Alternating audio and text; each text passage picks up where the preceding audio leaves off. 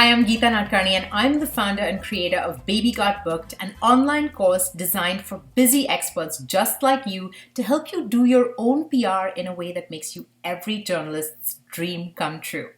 In today's segment, I would like to talk about a question that I get asked a lot. So a student actually sent this in. Stacy asks, how do I build credibility and credentials when I've only just gotten started? So I want to take Stacy as a concrete example because I learn best from concrete examples and vague generalities just don't do it for me. Right. So Stacy happens to have an online program that she's created called Write of Your Life. So this is WRITE of your life, Write of Your Life. And Stacy's background is she used to be married to a sociopath. And one of the ways that she healed from that experience, which was, as you can imagine, extremely traumatic, was through writing. So she's a big believer in this very counterintuitive idea that everybody should write a book that they don't necessarily want anyone to read, right? Super counterintuitive. Why on earth would you write a book that you don't want anyone to read? Because writing can be incredibly healing. And it's a great way to get over trauma when you don't have hundreds and thousands of dollars to invest in therapy. Not that it replaces a good therapist. You might need that piece as well. But everybody requires lots of different pieces of support when they're getting over trauma. So that is Stacy's story. However, this program of hers is brand spanking new. So what is her credibility marker and what is she going to use to help a producer see that she is in fact the right person to talk about this? It's a good question and possibly a lot of you are facing this. Some of you may be in my position where I have 20 plus years as a print, TV, radio, and web journalist. That's what I have.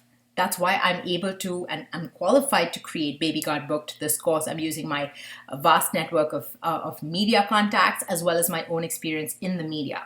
That's what I have. That's what I bring to the table. What does Stacy have? Does anyone want to answer this? She has her own experience. She has her own story of transformation, of using this very method to get over a very real trauma that she lived in her life.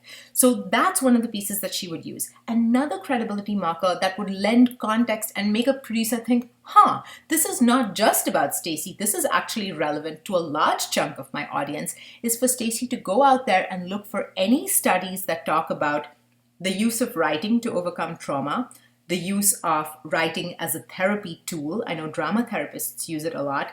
The use of storytelling as a therapy tool as well, or memoir as a therapy tool. So if she could find studies, so scientific, something credible, meaty, that a journalist could really sink their claws into and say, hey, here's the science to back this up, and here's this woman's very human, personal story, this might be something that resonates with a large chunk of my audience. So she could get stats about how many people out there are sociopaths, because I know that it's a very underdiagnosed disease, dysfunction in our society. So she might want to list some of these stats to say, hey, this actually applies to a large chunk of the population. And she could maybe list a few other types of psychological issues that people can overcome by using writing.